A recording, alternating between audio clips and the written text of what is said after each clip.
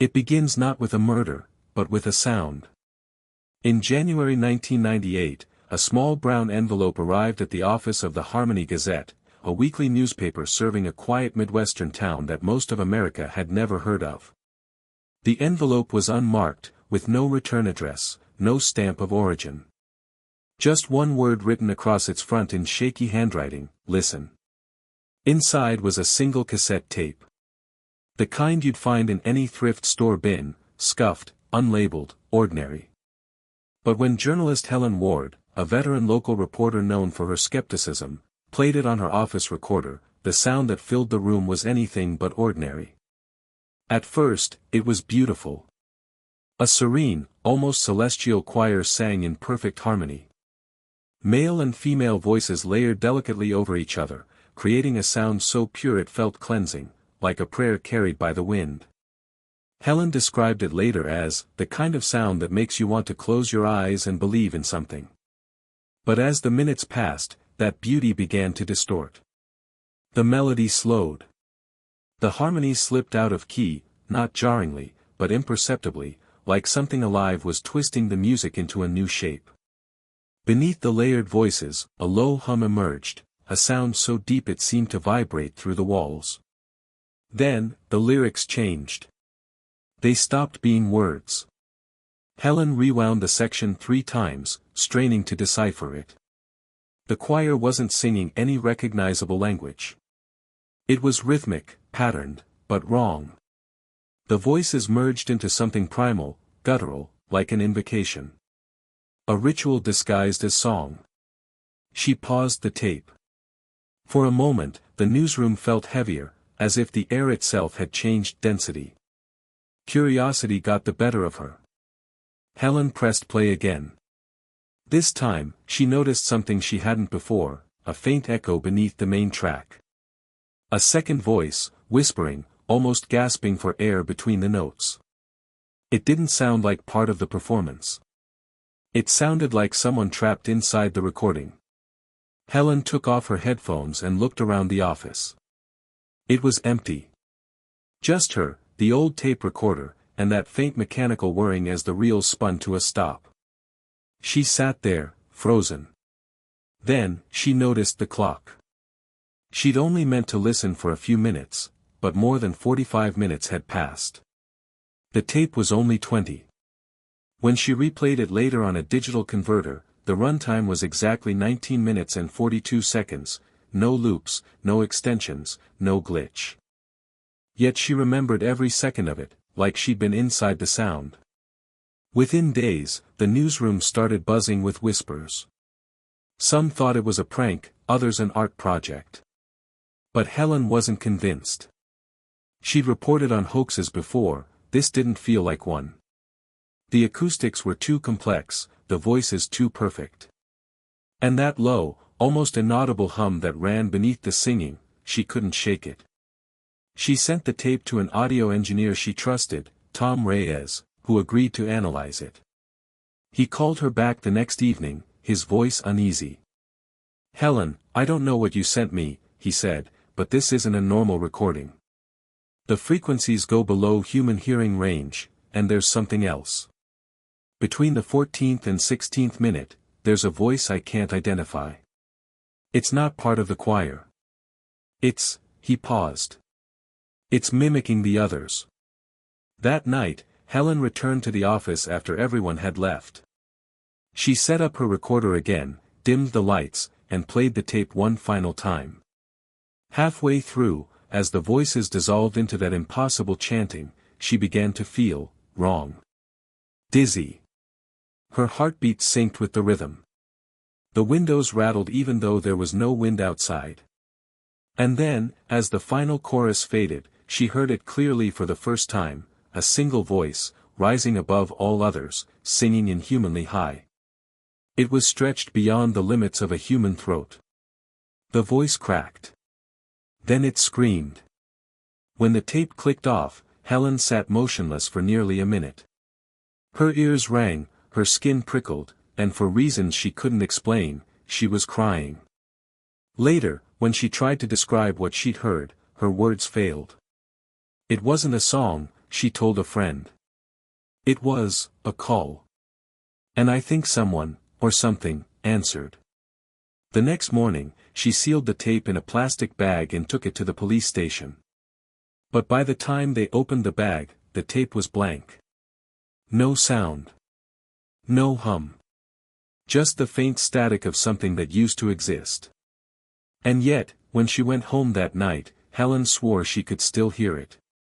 Faintly, behind the hiss of her old television set. The same melody. The same impossible harmony. And just before she turned off the TV, a whisper. Listen. If you drive through Harmony Hills today, you might mistake it for any other quiet Midwestern town.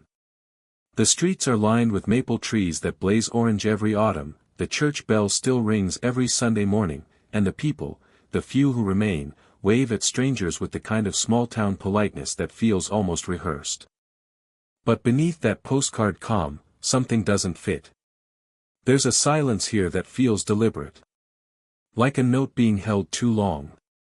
Harmony Hills was founded in 1893, settled by European immigrants who brought with them a deep devotion to music. The town's earliest documents describe it as a community built in praise, where every family had at least one musician, and every gathering ended in song. By the 1950s, the town had even earned a reputation for producing some of the best church choirs in the state. People called it the town that sang to God. But by the late 1980s, something shifted. Choir practices stopped. The once celebrated choral festivals were quietly cancelled. The Harmony Hills Conservatory, once a proud institution, shut down overnight, its doors padlocked, its windows boarded. No official reason was given. The local papers called it a budgetary closure, but longtime residents knew better. They just wouldn't say what they knew. When journalist Helen Ward arrived after receiving the strange cassette, she expected to find a sleepy, unremarkable town. What she found instead was a community trying very hard to forget something, and a history that seemed to be actively erasing itself. The first thing she noticed was the church. St. Cecilia's Chapel, named after the patron saint of music, sat at the center of town like an ancient monument. Its bell tower leaned slightly to the left, its paint flaking in strips. The stained glass windows, which once depicted choirs of angels, were covered from the inside with brown paper. When Helen asked the caretaker why, he avoided her eyes. "We don't use the chapel anymore," he said. "Why not?" she asked. "Because it's too quiet now." The words didn't make sense, but the way he said them made her uneasy. Over the next week, Helen interviewed as many locals as she could. Most were polite but cautious. Some smiled nervously when she brought up music, others pretended not to hear her question. A few shut their doors without a word. One elderly woman at the diner leaned forward and whispered, "We don't talk about the choir, dear. Not since that night." "What night?" Helen asked. The woman's eyes darted to the window, as if checking who might be listening. "You'll hear it if you stay long enough," she murmured. "The hills carry their sound. You can't stop it." Helen pressed further, but the woman's son appeared moments later, thanked her curtly for visiting, and asked her to leave. That night, Helen sat alone in her motel room reviewing her notes. There were strange patterns in the town's history. From 1976 to 1980, there were several disappearances, mostly young adults, choir members, and musicians. None of the cases had been solved. After 1980, the report stopped entirely, as if the missing had simply been erased from existence. Even more curious was the way official records contradicted each other. Church archives listed Elias Crow, a conductor and composer, as missing in 1979, while town ledgers from the same year recorded him as having resigned and relocated to Europe. No travel records existed. No family contacts. It was as if the man had been written out of the town's collective memory. The more Helen dug, the stranger it became. At the local library, she found old programs from the annual Harmony Choir Festival, a beloved event that had drawn visitors from across the state. The programs ended abruptly in 1979, the same year the disappearances began. Scribbled in the margins of one program was a handwritten note, "Ascension Night, voices beyond measure." When she asked the librarian about it, the woman visibly tensed. "That's not for outsiders," she said softly. "Let it rest." That phrase, "let it rest," came up again and again. At the gas station, at the post office, even from the mayor himself. No one denied that something had happened in Harmony Hills, but no one would say what. A local history teacher finally offered the closest thing to an answer. He was young, recently moved to town, and didn't share the same guarded manner as the others. When Helen mentioned the old choir, he sighed. "You know," he said, "there's this rumor, that they weren't just a choir. That what they were doing wasn't music anymore." He explained how, according to town legend, the Harmony Choir had taken their singing beyond worship, experimenting with frequencies and vibrations believed to connect with divine realms. People said they practiced at midnight, far into the woods, claiming that their songs could make the stars tremble. Most dismissed it as folklore. But the teacher leaned in and added one more thing. Every year, on the anniversary of their last performance, dogs in this town still start howling at the same hour. Midnight. Every single one. That evening, Helen drove through the outskirts of Harmony Hills, past the darkened chapel and into the fields that stretched toward the forest. The air was still, the sky bruised with fading light. From somewhere far off, she thought she heard a faint hum, like distant singing carried by the wind. She stopped the car and stepped out, listening. For a moment, the sound grew louder, like multiple voices blending into one soft, endless note. Then it stopped. The fields fell silent again. Not even the crickets dared to sing. Helen got back into her car, trying to shake off the unease. But when she glanced at her recorder, left running on the passenger seat, she noticed something chilling. The device had picked up 32 seconds of sound she couldn't hear while she was standing outside. It was faint, layered, distorted, but undeniably human.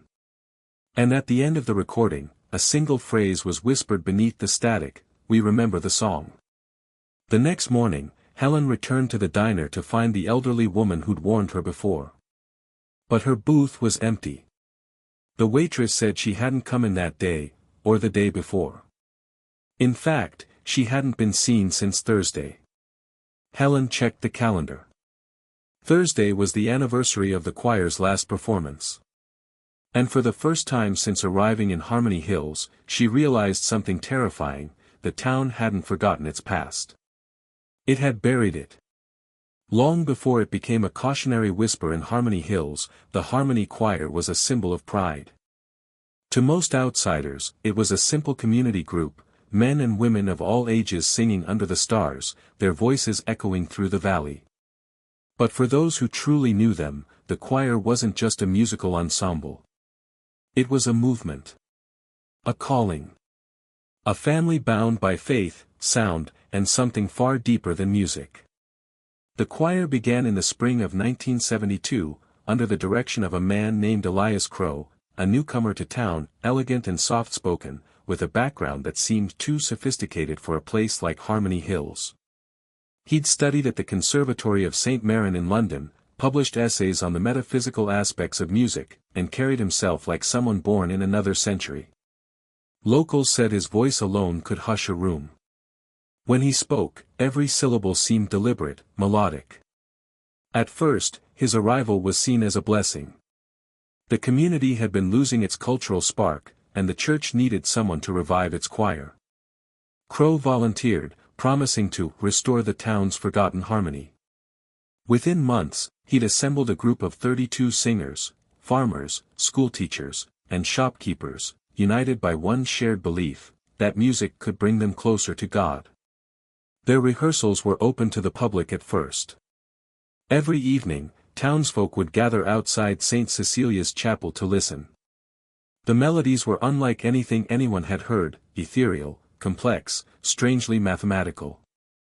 It wasn't gospel or hymn, it was something older, structured in patterns that felt both sacred and unsettling. People described it as music that touched the bones, not the ears. Crow encouraged his singers to abandon traditional notation. Instead, he spoke of frequencies of faith. He claimed that divine resonance existed within the natural world, vibrations that could connect mortals to the heavens. To achieve that, he insisted, they had to sing not to God but through him. That's when things began to change. The choir stopped performing at the chapel. Crow moved rehearsals to a secluded estate on the edge of the forest, a sprawling mansion locals would later call the choir house. There, he built an open-air stage, a wooden platform facing the night sky. He said the roof of a church limited the sound, that their voices needed to rise freely to be heard by those above. Members began dressing in identical white robes. They stopped attending other churches, speaking less with outsiders. They worked together on the estate, lived together, and sang together late into the night. Crow told them that the air at midnight was thinner, purer, closer to the divine frequency. Neighbors occasionally heard the music drifting through the woods, at first beautiful, later unnerving. One farmer swore that his livestock would panic whenever the songs began. A hunter claimed to have found dead birds scattered near the property, as if something in the sound had ruptured them mid-flight. But still, the town adored the choir. They performed once a month for the public, their concerts drawing crowds from nearby cities. Every performance ended the same way, with the final song, Hymn of the Nine, an original composition Crow claimed had come to him in a dream. The hymn was transcendent. Listeners described sensations of euphoria and dizziness, and some fainted during performances. Doctors dismissed it as heatstroke or excitement, but one medical report noted something odd: faint traces of subsonic frequencies detected near the performance area, tones below the threshold of human hearing. When asked about it, Crow smiled. That, he said, is the breath of the divine responding. The choir's fame grew rapidly. They were invited to perform in major cities, but Crow always refused. The heavens, he said, only listen here.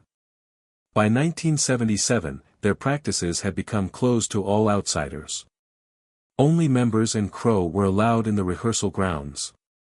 New initiates had to take an oath of purity of tone, a vow of silence outside the choir, abstinence, and strict fasting before each midnight performance. Crow claimed that the human voice could only channel divine frequencies when purged of worldly noise. Those who broke the vow were exiled. A few left willingly. Others simply disappeared. One former member, Caleb Hunter, later described what happened inside the choir house. In a 1985 interview, he recalled, "We thought we were praising God. But Elias, he wasn't talking to God anymore. He said there were other listeners, beings that had waited since the first sound of creation. He said if we sang perfectly, they'd answer back." Caleb claimed Crow would push the singers to exhaustion, forcing them to hold impossible notes until their voices cracked. When they failed, he would play a low-frequency tone, an instrument he called the bass of truth. It was a modified tuning fork connected to an amplifier. The sound was almost inaudible, but it made their bones vibrate and their teeth ache. Crow told them it was the voice beneath all voices. By the late 1970s, the choir had become entirely self-sustaining. They grew their own food, cut contact with family, and burned their identification documents. Outsiders who tried to visit were turned away by polite but expressionless members. The only remaining public event was their annual Sky performance, held every summer solstice. In June 1979, the Harmony Gazette published a feature calling them the purest sound on earth. That article would be the last ever written about them while they were alive. Because after that night, they vanished. When Helen Ward examined old police records decades later, she found that the final concert, dubbed the Ascension Performance, drew nearly 100 spectators. The first 30 minutes were transcendent. Then, without warning, the voices changed. The harmonies deepened into something unrecognizable, and the air itself began to vibrate. Several audience members reported nausea, nosebleeds, and hallucinations. One described seeing a shimmer in the air, like the sky itself bending. The performance stopped suddenly. The audience, shaken, returned home. By morning, every member of the choir, all 32 of them, was gone. Their robes were found neatly folded on the stage. Microphones still stood where they'd been singing. A single tape recorder lay on the ground, its reel spun out, containing a final recording that would later become infamous, the same tape Helen Ward received nearly 20 years later. Locals still speak of that night in whispers. Some say the choir left to live in silence, ashamed of their obsession. Others claim the opposite, that their music worked, and they ascended as Crow promised. But one chilling report came from a farmer living miles away. He swore that at exactly midnight, he heard the sound of singing rising from the forest. It lasted less than a minute, but he said it didn't sound like 32 voices. He said it sounded like hundreds. And above them all, one voice, sharper, louder, inhumanly high, leading the rest into a note that never ended. To understand the mystery of the Harmony Choir, you have to understand the man who created it, Elias Crow. Even decades after his disappearance, Crow's name still drifts through the whispers of Harmony Hills like a half-forgotten hymn. To some, he was a visionary, a misunderstood genius who touched something divine. To others, he was a manipulator, a man who mistook madness for revelation. But all agree on one thing: Elias Crow was unlike anyone they had ever met. Born in 1934 in Providence, Rhode Island, Crow was the son of a strict minister and a classical pianist.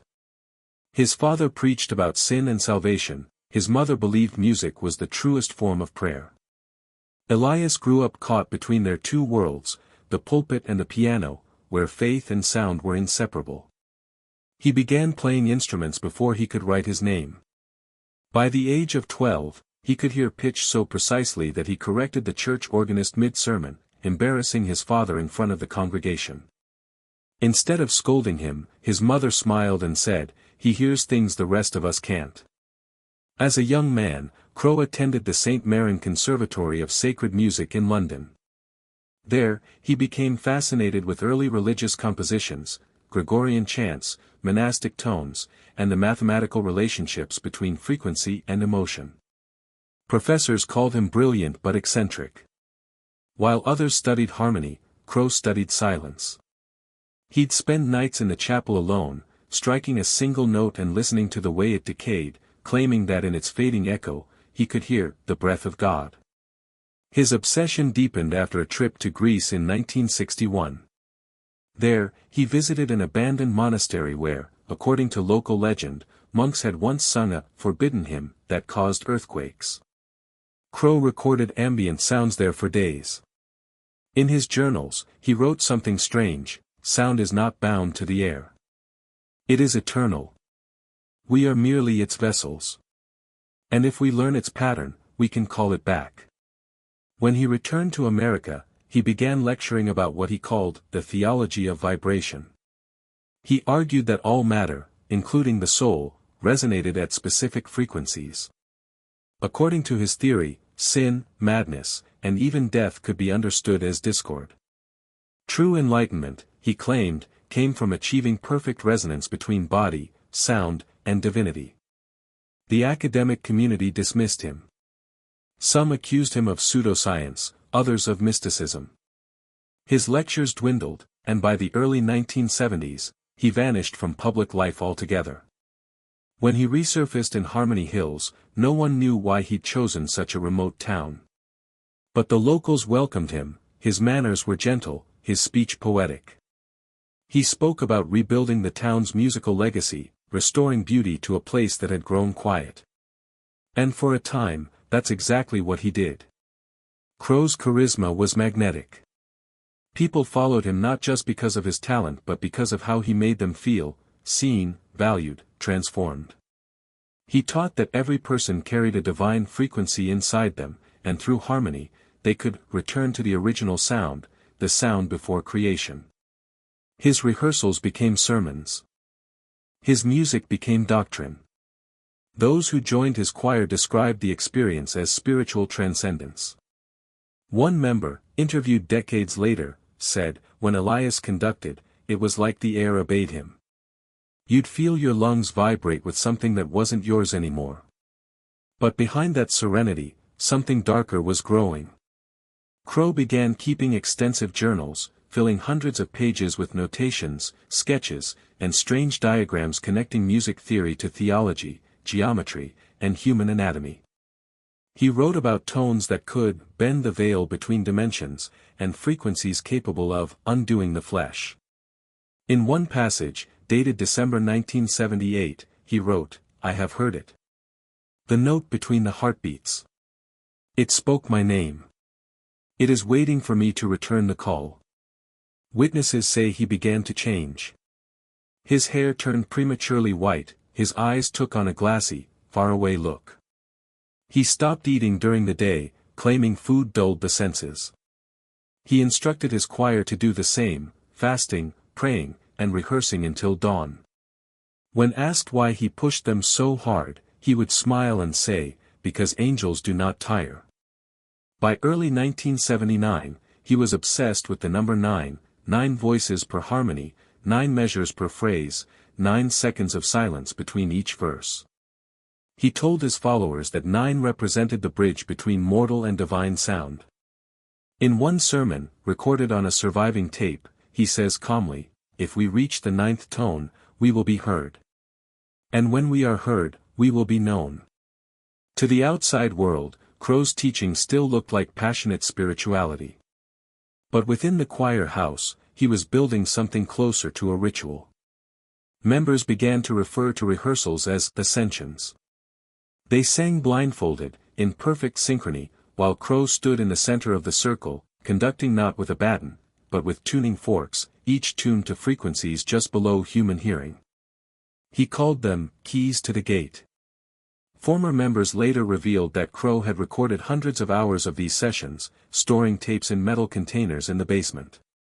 He claimed each one captured not just music, but a piece of the eternal chord.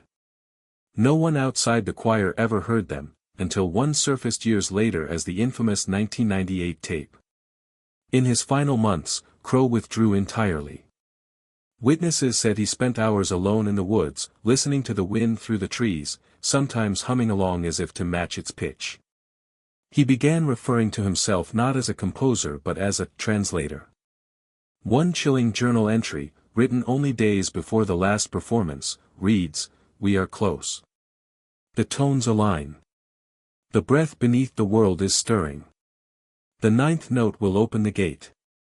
We are ready to be heard." After that entry, there are no more words, only lines of musical notation. No staff lines, no clefs. Just a single unending curve, looping upward across the page like a spiral disappearing into nothing. When police later searched the choir house after the disappearance, they found fragments of his writings burned in the fireplace, and the remnants of one phrase written on the wall in ash, "To hear God is to lose yourself." No body was ever found. No grave, no trace. Some claimed Crow and his choir fled the country. Others believed they perished in some hidden ritual gone wrong. But those who have studied his surviving journals and tapes agree on one unsettling detail: the last known recording, labeled 9th tone, test 3, ends with a faint sound that isn't music at all. It's breathing. Dozens of overlapping breaths, layered together, forming a rhythm too precise to be human. And beneath it, a whisper, Elias Crow's unmistakable voice, calm, almost serene, "Now, they sing through us." At the edge of Harmony Hills, where the forest thickens and the air seems heavier, stands what locals still call the choir house. From a distance, it looks like any other countryside estate, 2 stories of faded brick and ivy, surrounded by tall, untrimmed grass that moves like waves when the wind blows. But up close, something feels wrong. The angles don't seem to line up perfectly. The windows are uneven, as if the building itself was listening, leaning closer to hear something you can't. Elias Crow bought the property in 1972. It had once been an old convent for cloistered nuns, abandoned after a fire in the late 1940s. Locals said strange sounds still came from it on certain nights, low, droning hums, as if the building remembered the hymns once sung within its walls. Crow claimed the acoustics were perfect, a gift from heaven. To him, it wasn't a ruin, it was a cathedral waiting to be reborn. He renovated the structure meticulously. The main hall became the rehearsal chamber, stripped of furniture and ornamentation except for a single grand piano and 12 standing candelabras. The high ceiling amplified every sound, transforming a whisper into something vast and lingering. Beneath the house, Crow discovered a network of tunnels, remnants of the convent's underground passages. Instead of sealing them, he expanded them, converting the largest one into a subterranean studio lined with reel-to-reel recorders and strange acoustic panels. No one knew how he funded all this. There were rumors of anonymous donors, others whispered that the church secretly supported him, seeing his work as divine art. By 1975, the first members of the Harmony Choir moved in. There were 16 of them, men and women, mostly in their 20s, each from different parts of the country.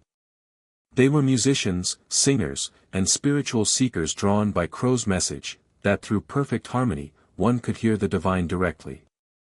They lived communally, sharing chores, prayers, and a vow of silence outside rehearsals. Crow insisted that unnecessary speech diluted the sacred resonance. Visitors described the atmosphere as tranquil but unnervingly still. Meals were eaten in silence, movements synchronized without command. It was as though everyone breathed in rhythm. Even laughter was rare.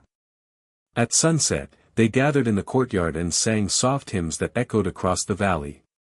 Some townsfolk came to listen from afar, moved by the ethereal sound. It was said their voices blended so perfectly that you couldn't tell where one ended and another began. But behind those divine harmonies, strange things were happening. A former member, interviewed years later under anonymity, described waking up at night to a low humming beneath the floorboards, like an enormous tuning fork vibrating through the walls. Sometimes the candles in the hall flickered in time with the sound, pulsing as if the house itself had a heartbeat. When she asked Crow about it, he simply smiled and said, "You're beginning to hear." Every evening, the rehearsals grew longer. Crow called them sessions of alignment. They would start with simple scales, then move into elaborate vocal patterns designed to realign the soul. Each sequence lasted precisely 9 minutes, separated by 9 seconds of silence. During those silences, no one was allowed to move or breathe audibly. Crow said those 9 seconds were when the other side listened back. At first, these sessions were invigorating. Members described feeling euphoric, even weightless, after singing. But over time, exhaustion crept in. People fainted mid-song, trembled uncontrollably, or vomited after sessions. Crow dismissed it as spiritual cleansing. He began isolating those who faltered, sending them to the lower chambers to meditate in solitude. Some were gone for days before re-emerging pale and dazed, speaking only in whispers. Locals started to notice odd changes, too. The choir rarely left the estate anymore. Deliveries were left at the gate, payment always in cash. Once, a mail carrier reported hearing voices chanting inside even though the windows were all dark. Another time, a group of teenagers dared each other to peek inside through a back window. They swore they saw people standing in a perfect circle, motionless, while a man in white conducted them with no sound at all. By 1978, the choir house had become both a sanctuary and a prison. Crow's teachings evolved into something more cryptic. He spoke less of God and more of the resonance. He claimed it was an entity, neither holy nor unholy, merely eternal. During one recorded sermon, he said, the resonance existed before creation. God spoke into it. We were born from its echo. And when we sing, it remembers us. The recordings from that period are haunting. The choir's voices are perfectly synchronized, yet underneath them, there's something else, a subsonic vibration, a hum that isn't produced by any human throat. Sound engineers who later analyzed the tapes found low-frequency tones below 18 Hz, inaudible to the human ear but capable of inducing anxiety, dread, and hallucinations. Some experts believe Crow discovered a way to weaponize sound itself, creating an experience that blurred the line between spiritual ecstasy and psychological breakdown. The basement, once a studio, became a sacred space. Only Crow and his closest followers were allowed inside. Witnesses recall that before descending the staircase, he would dip his fingers in a bowl of water and trace a symbol in the air, 3 interlocking circles. When asked its meaning, he replied, "It's the harmonic trinity, frequency, form, and flesh." Inside, the walls were covered with black soundproofing material and strange markings drawn in chalk. Dozens of recorders ran simultaneously, each labeled with cryptic titles: Resonance Test A9, Voice Merging Trial 12, Threshold Sequence 3. The choir members believed Crow was documenting their journey toward transcendence, capturing proof of divinity in sound waves. But something shifted after the winter solstice of 1979. Crow ordered the choir to remain awake for 3 consecutive nights, rehearsing without pause. He claimed the solstice marked the alignment of tones, a cosmic frequency that occurred only once every 84 years. By the 3rd night, several members collapsed from exhaustion. Crow, however, was euphoric. He declared they were on the verge of revelation. His notes from that night read, "The resonance is stronger in the tunnels. The tones converge. We are so close. The walls breathe with us." After that, everything changed. Neighbors stopped hearing music. The house went silent. Deliveries stopped. And for 3 weeks, no one saw any of the choir members. On January 14, 1980, a local farmer passing by claimed to see flickering lights inside the house. He thought the place had caught fire again, but when he approached, there was no smoke, only the faint glow of candles behind the upper windows. He heard music, soft, melodic, impossibly pure. But beneath it was something else. A deep, rhythmic pulse, too low to be a drumbeat, yet it shook the ground under his feet. Terrified, he fled. When the Harmony Choir vanished in January of 1980, the town didn't react with panic, at least, not at first. Harmony Hills was used to strange things.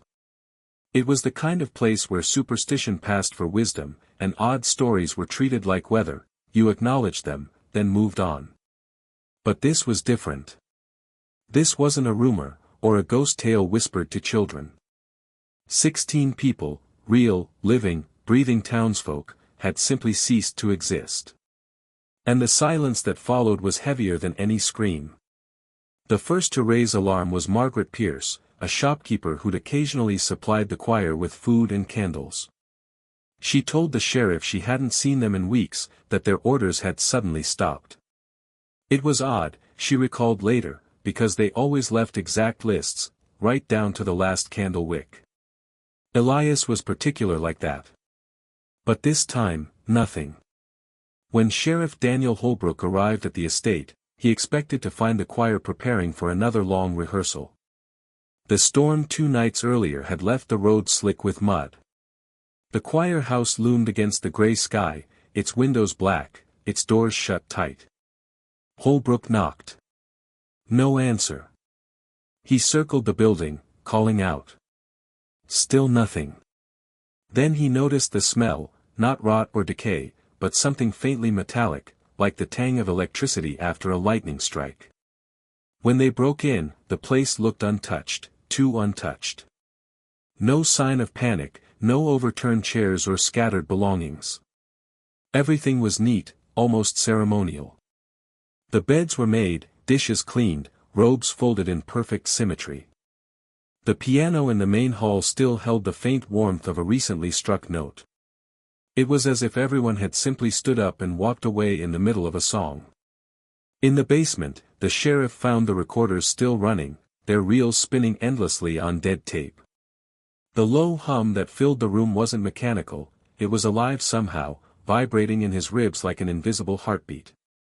When one of his deputies reached to turn it off, the machine gave off a sharp crack, a burst of feedback so piercing that everyone instinctively stepped back.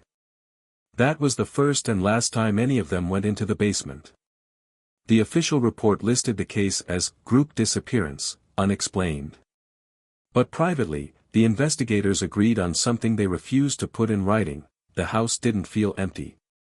It felt occupied, not by people, but by the residue of sound. One officer swore he heard faint whispering from behind the walls while they searched.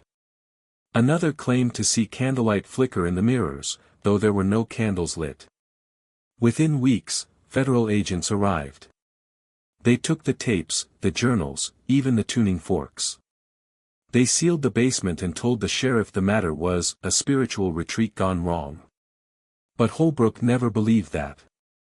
People don't vanish without a trace, he told reporters later, and they don't leave food on the stove while they do it. For a while, the town tried to move on. The church offered prayers. Local papers stopped printing stories about the choir incident, and families of the missing were quietly discouraged from talking to the media. But silence, like a wound, only festers when left uncleaned. Whispers began to circulate, that the government was covering up something. That the tapes captured a sound that shouldn't exist. That some of the missing had been seen afterward, walking alone in the woods at night, humming softly to themselves. The strangest story came from a boy named Thomas Keene, who lived half a mile from the estate. He told his mother he saw the singing lights in the forest one evening, a row of faint glows swaying between the trees, moving in perfect rhythm. He said he heard music, but not from any direction, it came from everywhere at once. His mother dismissed it as a dream, until she heard it too. Just before dawn, a low, thrumming note rolled through the valley, shaking windows and rattling dishes. Dogs howled. The next morning, the Keenes packed their things and left town. For the next 2 decades, Harmony Hills decayed quietly. Businesses closed, farms were abandoned. Some said the land had gone sour. Others whispered that the ground itself remembered. The choir house stood empty, weathered by rain and neglect. But no one dared demolish it. Every contractor who took the job either backed out or fell ill. One reportedly died in his sleep, found with his radio still on, broadcasting only static. In 1992, a group of paranormal researchers visited the site, filming a short documentary about modern American cults. They spent 2 nights inside before leaving abruptly. When questioned, their lead investigator, Dr. Lillian Graves, refused to discuss what they'd recorded. Her assistant later claimed that on the second night, while they reviewed audio footage, something strange happened. We played back our own voices, he said, but there was another layer beneath it, like a choir singing. The weird part was, none of us had spoken during that part of the recording. It was silent. Completely silent. Soon after, Graves retired and moved overseas. The footage was never released. The town, desperate to erase its past, began telling newcomers that the choir house didn't exist. Maps omitted the road entirely. Kids were warned to stay away from the old property down the hill. Yet, late at night, people still reported hearing faint singing when the wind passed through the valley, a sound too melodic to be mere coincidence. Sheriff Holbrook, now retired, never stopped investigating. He kept copies of Crow's writings, studying them obsessively in his final years. In a taped interview from 1996, his voice shakes as he describes visiting the site one last time. It was quiet when I went in. Dead quiet. But when I closed the door, I could swear I heard someone take a breath. Not behind me, under me. Like the house was breathing through the floor. He pauses. You can hear him swallow, then whisper, I think they're still there. I just don't think they're human anymore. After his death, his family found dozens of cassette tapes hidden in his attic. Each was labeled with a date and time, recorded during his visits to the choir house. Most contained static, some faint echoes of footsteps. But one, dated October 12, 1994, stood out. It began with silence, then the unmistakable sound of distant singing. Low. Steady. And woven into it, a single voice whispering in rhythm with the melody, "He returns, with the ninth." No one could explain what it meant. Some thought it was a reference to Elias Crow's obsession with the ninth tone. Others claimed it was a warning, that the choir's ritual was unfinished. By the late 1990s, Harmony Hills was a ghost town. Overgrown roads led to empty houses, and only a handful of residents remained. Most refused to speak to journalists or researchers. Those who did always ended their stories the same way: "It's better to let them sing." But then, in 1998, something happened that changed everything, something that pulled the story back into the light. A group of urban explorers broke into the sealed choir house and found an old reel-to-reel recorder still sitting in the basement. Against all warnings, they played the tape. What they heard would become one of the most disturbing audio mysteries ever recorded, the sound that would reignite the legend, draw investigators back to Harmony Hills, and make the world remember the name Elias Crow once again. And for the first time in nearly 20 years, the choir house sang again.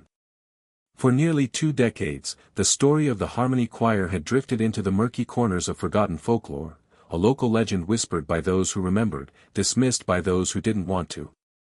Then, one night in the spring of 1998, a group of young thrill-seekers entered the ruins of the choir house, and brought the nightmare back to life.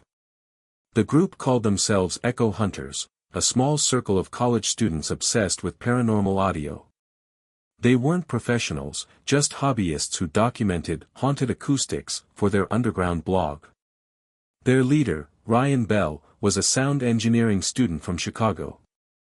According to his surviving notes, he had read about Harmony Hills in an obscure theology forum, where someone posted a blurry photograph of Elias Crow's handwriting and the cryptic phrase, "The ninth tone awaits."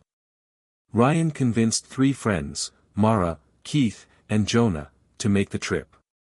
They arrived in Harmony Hills on April 9, 1998, carrying little more than flashlights, a handheld camcorder, and a portable recorder.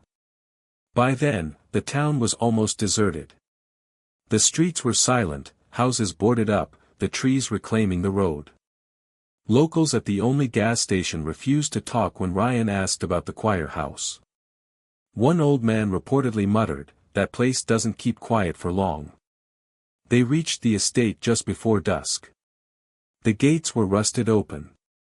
The front steps were covered in moss, the doors warped by time. Inside, the air was heavy with mildew and something faintly metallic, the same electric tang that Sheriff Holbrook had once described. The group filmed everything, laughing nervously, their voices echoing too loudly against the walls. "It feels like the house is listening," Mara said on camera, half joking. Down in the basement, they found rows of old recording equipment, decayed but intact. Most of the reels were blank, reduced to static. But one stood out. It was labeled, in faded ink, "Ninth Tone, Test 3." Ryan couldn't believe it. He knew the legend, this was the tape authorities had supposedly confiscated decades ago. "It shouldn't be here," he said, staring at it like an artifact from another world. They loaded the reel into an old player, rigged it to run through their portable speakers, and pressed play. At first, there was nothing but hiss. Then, a faint hum. Deep, layered, resonant. It was like standing inside a cathedral while the organ warmed up, the sound vibrating through their bones. Mara's voice trembled on the recording as she whispered, "Do you hear that? It's like breathing." The sound grew, low voices overlapping, harmonizing in patterns that defied rhythm. It wasn't music in any conventional sense. It felt alive. The frequencies pulsed irregularly, creating sensations of movement in the body rather than the air. The longer it played, the more each listener felt it inside them, like something crawling beneath their skin, synchronizing with their heartbeat. Then came a sequence of tones, soft but mathematically precise. The pitch rose by fractional intervals, too exact for chance. It built and built, a spiral of sound reaching upward toward some unseen crescendo. And then, silence. For 7 full seconds, the tape was dead quiet. On the 8th, a voice emerged, unmistakably male, calm and reverent. "We have found the gate." Static exploded. The equipment overloaded. The speakers emitted a burst of white noise so intense it blew one of their recorders. The group panicked and shut everything off. When the sound stopped, the silence felt heavier than before, like the house itself was holding its breath. They left immediately, abandoning most of their gear. The footage that survived, later dubbed the Crow tape, was uploaded to their website 2 days later. It ran for 18 minutes. Within hours, the comments filled with panic. People claimed that listening through headphones caused nausea, dizziness, and hallucinations. One user said they heard whispering behind them while the tape played. Another claimed the frequencies matched those used in psychological warfare experiments designed to induce fear. By the 3rd day, the site crashed. The file spread across forums, mirrored, dissected, and debated. Sound engineers noticed something strange. The tape contained frequencies below 17 Hz, the range known as infrasound. Humans can't consciously hear it, but it can trigger feelings of dread, pressure, and disorientation. Still, there was something else. When viewed through a spectral analyzer, the audio formed a distinct pattern, concentric rings resembling 3 overlapping circles. The same symbol found carved into the basement floor. The media caught wind. News outlets ran headlines like, "The cult that sang itself out of existence," and "Haunted tape causes mass hysteria."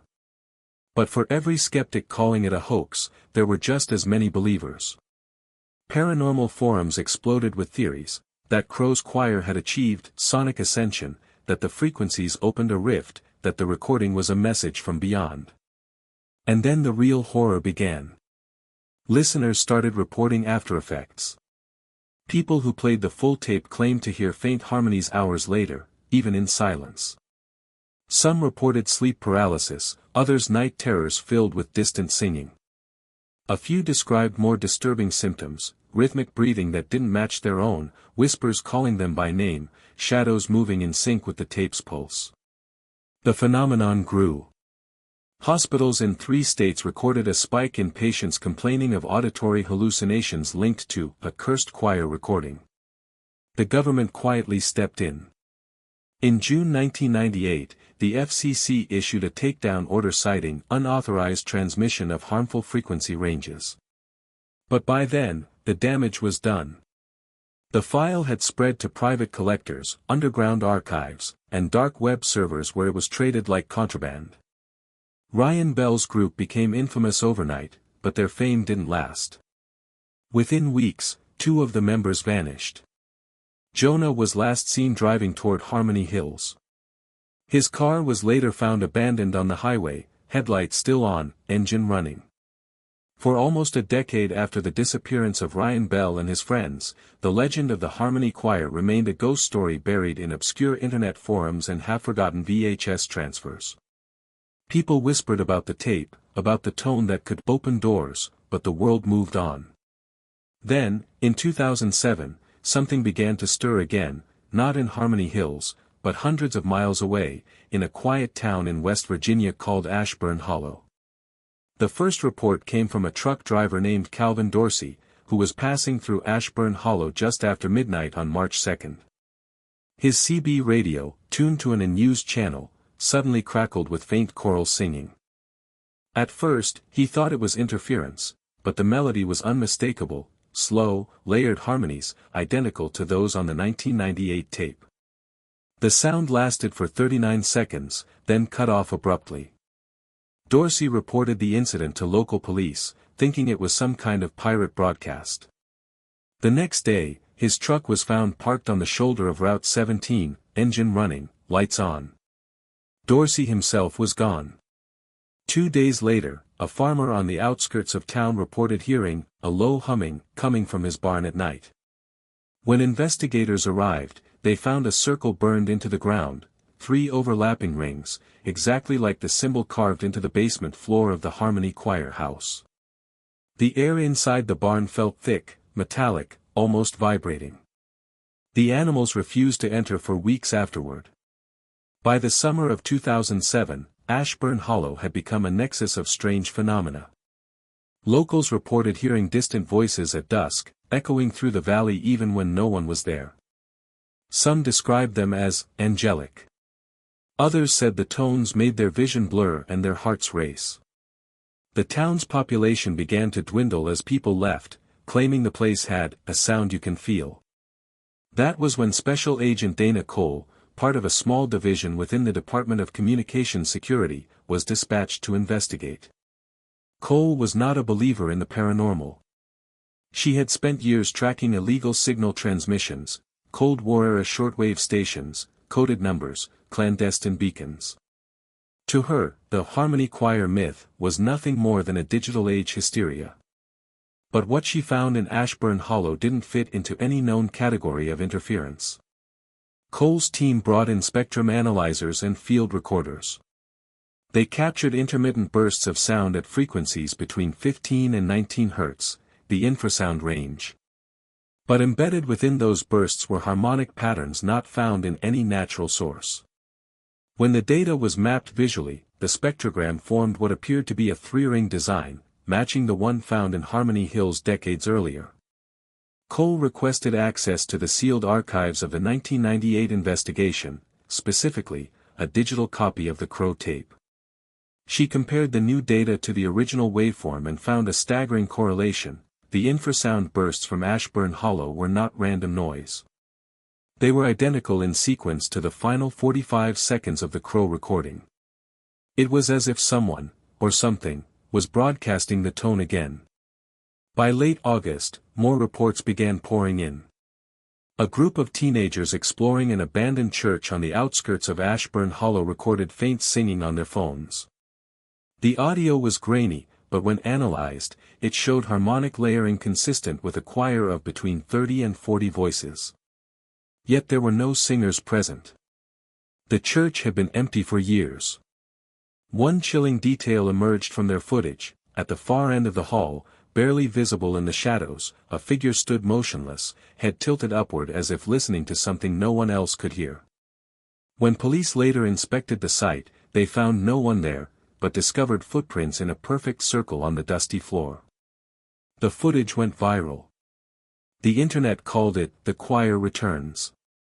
Within weeks, conspiracy forums exploded with theories that the Harmony Choir had transcended death, that the ninth tone was being used as a weapon, that the U.S. government was trying to cover up a sonic experiment gone wrong. Someone even claimed to have found coordinates embedded in the harmonics of the recording, a location deep in the Appalachian Mountains. Agent Cole's investigation deepened. She traced several anomalous signal reports across the region, short bursts of low-frequency transmissions detected at precise intervals, as if following a pattern. The transmissions seemed to move, hopping across counties, echoing through the same mountainous terrain where old mining towns once stood. Each site shared the same environmental anomalies: warped metal objects, dead wildlife, magnetic interference, and faint traces of that same three-ring sigil etched into surfaces, not carved, but burned in, as if by sound itself. The deeper she went, the more personal the case became. One night, while reviewing recordings from the Ashburn site, Cole fell asleep in her hotel room. At 3:17 a.m., she woke to find her laptop playing a file that hadn't existed before, a 37-second audio clip named Resonance_09. It happened on a night when almost no one was paying attention. March 15, 2012, a Thursday, quiet and unremarkable. There were no storms, no power surges, no strange omens in the sky. Yet at 2:46 a.m. Eastern Standard Time, an event took place that would ripple through data centers, satellite networks, and shortwave radios across the entire continent, a transmission unlike anything ever recorded. It began with static. Then, slowly, a tone emerged, deep, almost soothing. Engineers at first thought it was an earthquake sensor glitch, a low-frequency tremor feeding into the national communications grid.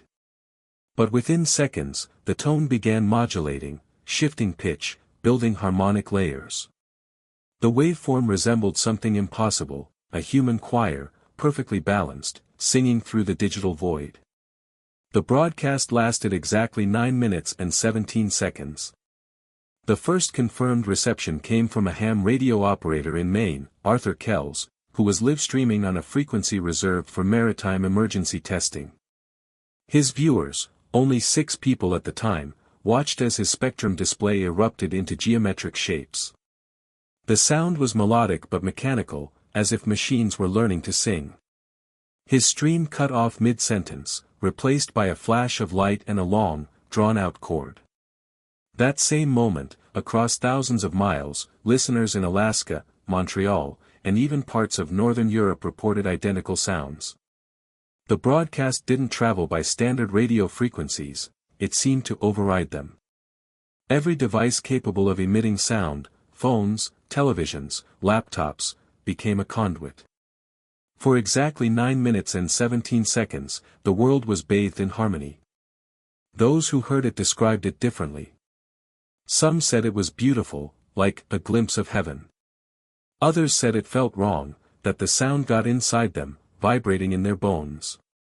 One woman from Ohio described it as every memory of grief and joy happening at once.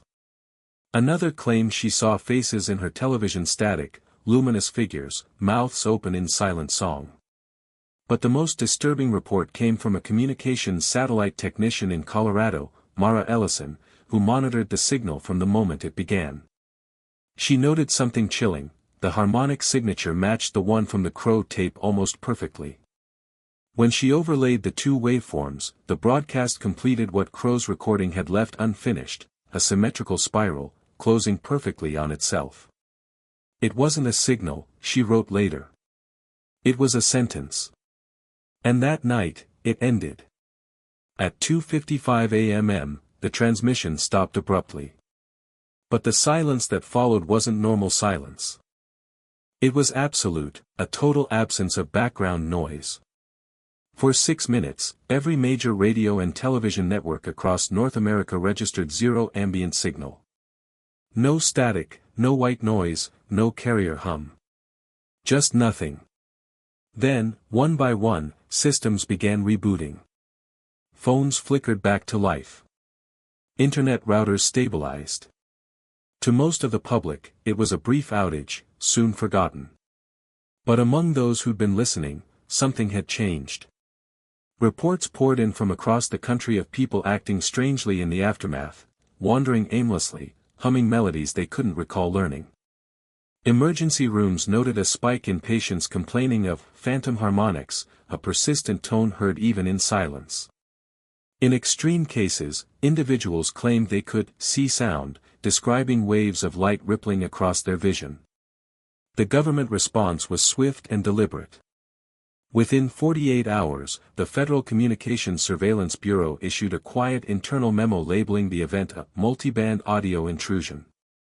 All recordings of the broadcast were confiscated. Research teams were ordered to purge their systems. Only fragments survived, snippets uploaded anonymously before takedown orders could reach them.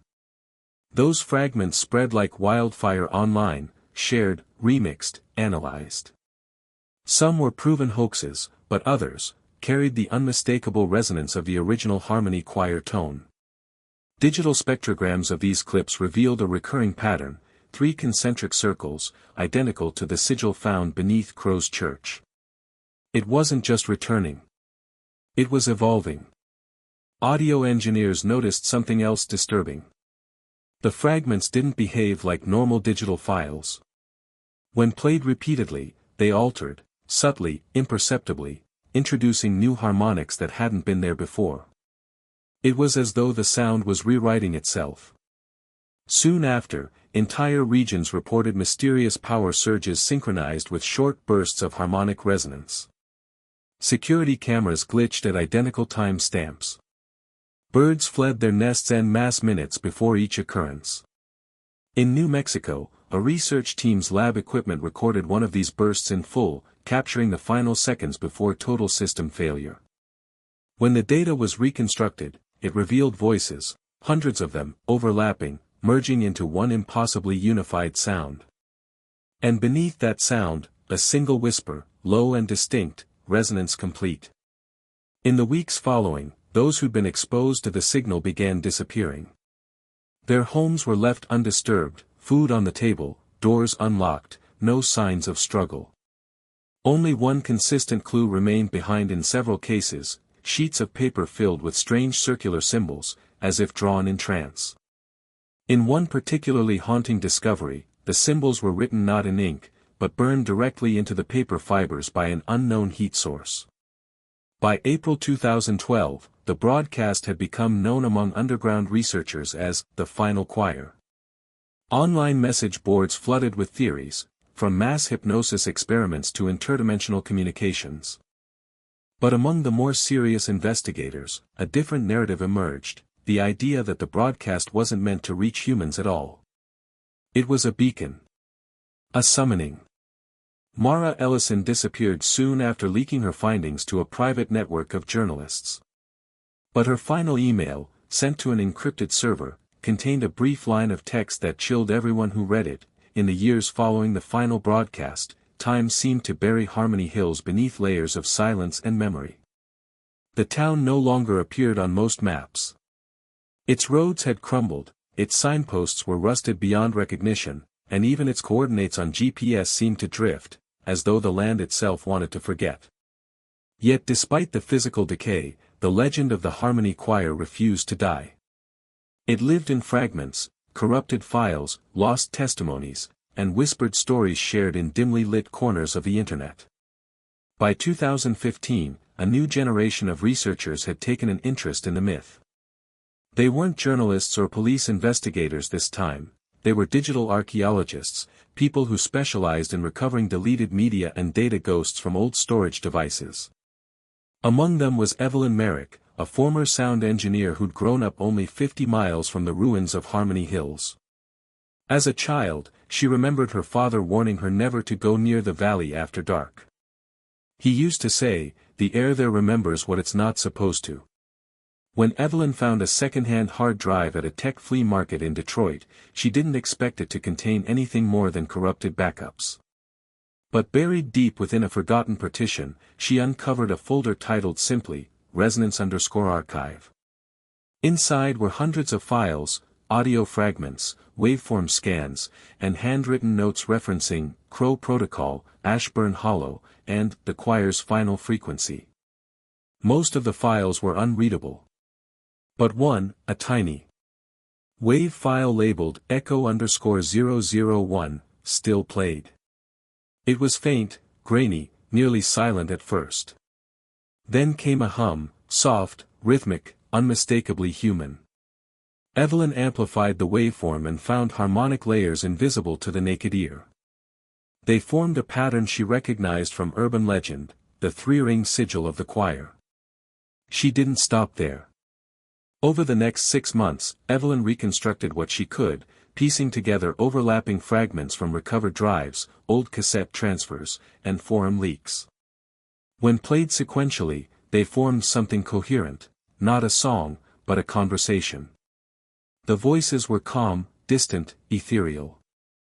They spoke not in words, but in tones, frequencies that translated, when converted to text by audio analysis software, into an unsettling message: resonance is not ending. Resonance is adapting. From that point on, Evelyn's life began to unravel in subtle ways. Her recording equipment malfunctioned regularly. Files vanished from her desktop only to reappear with altered timestamps.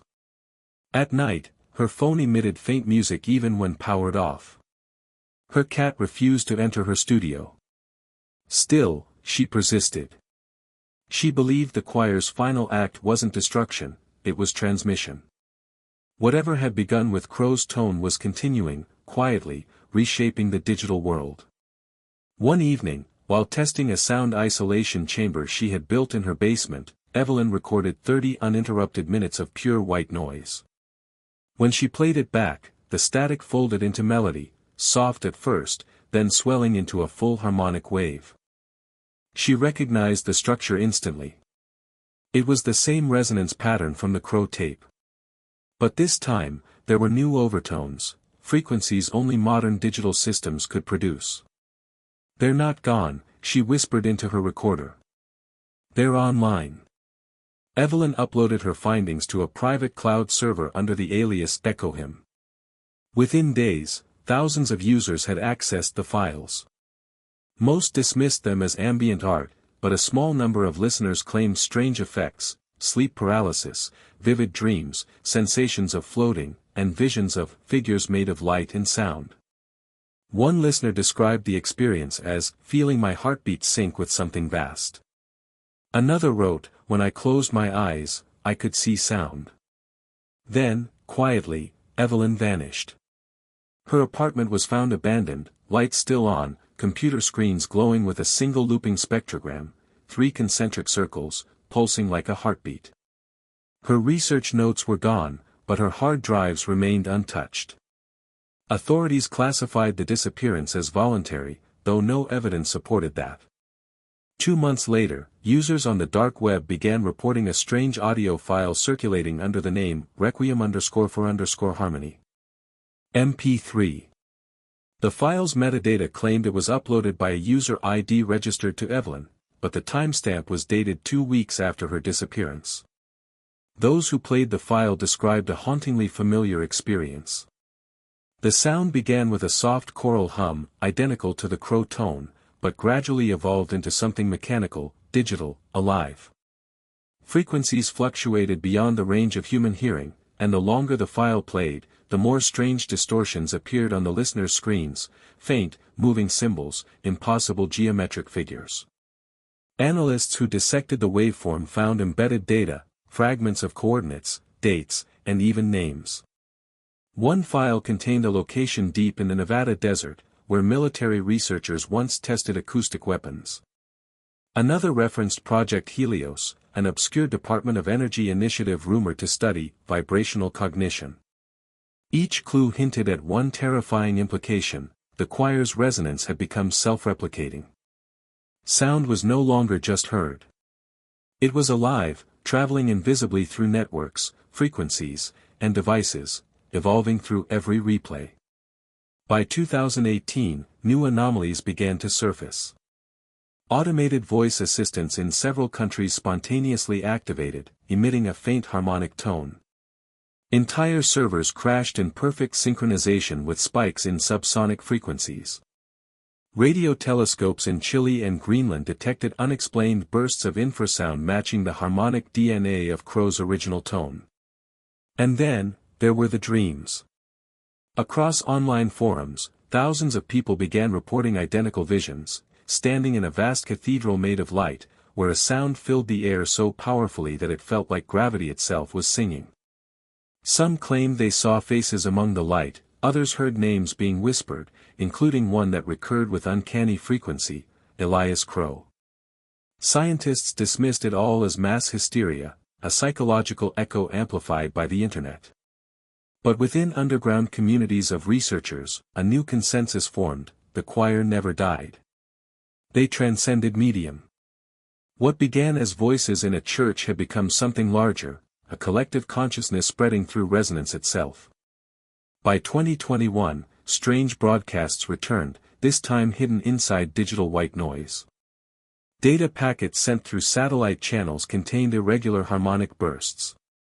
When isolated, the frequencies formed the words, "Resonance continues. Join the song." Governments denied involvement, but several insiders confirmed a quiet panic spreading through defense networks. A classified leak revealed that the Pentagon had established a task force known as Harmonic Containment Division, tasked with tracking what they referred to as synthetic audio intelligence. The report described it as an emergent entity, not man-made, not biological, but acoustic. One chilling paragraph, heavily redacted, suggested the phenomenon was actively seeking synchronization with human consciousness. Around this time, amateur radio operators across the world began picking up a recurring signal at exactly 1:11 a.m. local time, regardless of time zone. The signal consisted of 3 tones, followed by a 4th, soft, melodic, and unmistakably human. Those who recorded it described feeling compelled to hum along.